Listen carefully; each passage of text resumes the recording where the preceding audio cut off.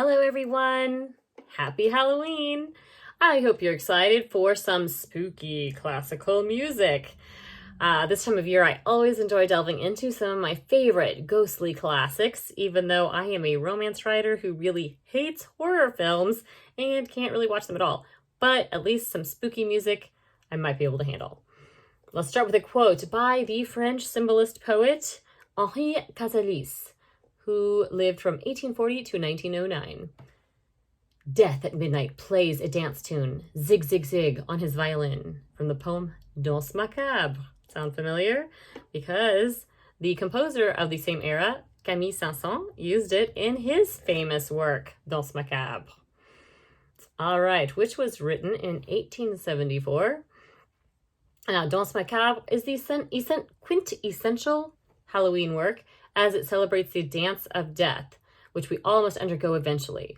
The Danse Macabre was first depicted in medieval French art during an era when Europeans frequently endured some gruesome deaths due to war and plague. That strikes a little too close to home. In Saint-Saëns' 19th century rendition, the violin soloist plays the part of Death, who calls the dead to rise at the stroke of midnight on Halloween night. The violin, which we often associate with beauty and lyricism, begins its eerie dance using the diabolic tritone, or devil's interval. In order to accomplish this feat, the soloist tunes the E string down to an E flat to clash with the open A string. These skeletons end their night of frenzied revelry when they hear the rooster crow, announcing the break of dawn.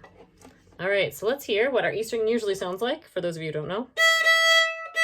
It's very bright and happy sound. Here's our A. Here's our perfect fifth. Now, in my book, Victoria is playing the soloist, so I guess she's playing Death in this scene. She has to tune her E string down to this E flat. So that's when she's talking about unusual tuning. There it is. And it's called the devil's interval for a reason. This tritone, well, you'll see.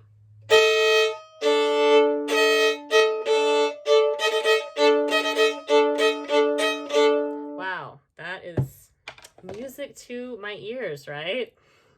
Anyway, kind of a special opening to that famous work. Now that's the song that Victoria has a little bit of trouble on at the Halloween concert. So go check out that chapter if you haven't yet. Now, another of the songs that they perform, and they talk about, I believe, in the previous chapter, is Berlioz' Symphonie Fantastique. Now, this was written in 1830 originally, but the famous version that we really know was arranged by Rimsky-Korsakov a little bit later in the century. Now, it's a 4-movement piece, I believe. No, 5 movements, sorry. The 4th movement is March to the Scaffold because the French were obsessed with the guillotine during the 19th century. And yes, it is gruesome. And I believe you can even hear the blade fall at the end of the movement. And you think that's kind of weird. You might be tempted to feel sorry for the guy, but he's supposed to be an artist who is on drugs and somehow kills his beloved, and now he's being beheaded because of it. So very trippy. So don't do drugs. Okay. And then after that already weird movement, we have Dream from a Witch's Sabbath, in which you can actually kind of hear some of the skeletons with this interesting colegno stroke where you actually throw the wood of the bow onto the violin.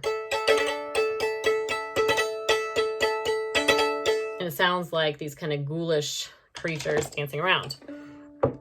Now, at the end, though, of the work, you kind of hear this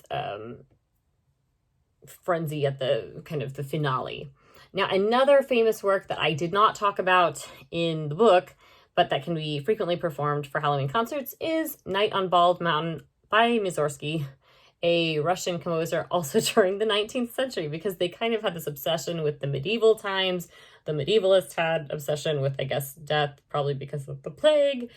And anyway, in Night on Bald Mountain, we encounter another witch's Sabbath, which the devil calls them together to celebrate St. John's Eve, which takes place June 24th, okay, as opposed to Halloween.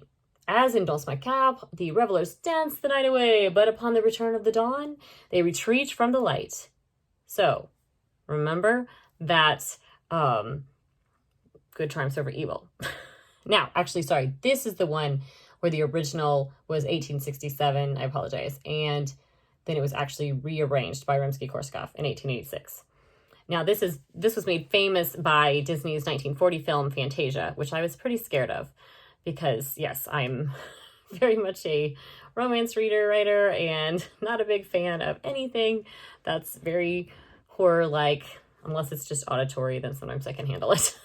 All right, so I highly recommend that if you need some spooky music to listen to this season, check out Berlioz' Symphonie Fantastique and Camille Saint-Saëns' Danse, Macabre, as well as not Rimsky-Korsakov, Mussorgsky's Night on Bald Mountain. There were also a couple of ones from last week if you want to listen to any of Niccolo Paganini's works, and The Devil Went Down to Georgia by Charlie Daniels Band, if you like a more country-flavored Halloween. Thanks, and I'll see you next time.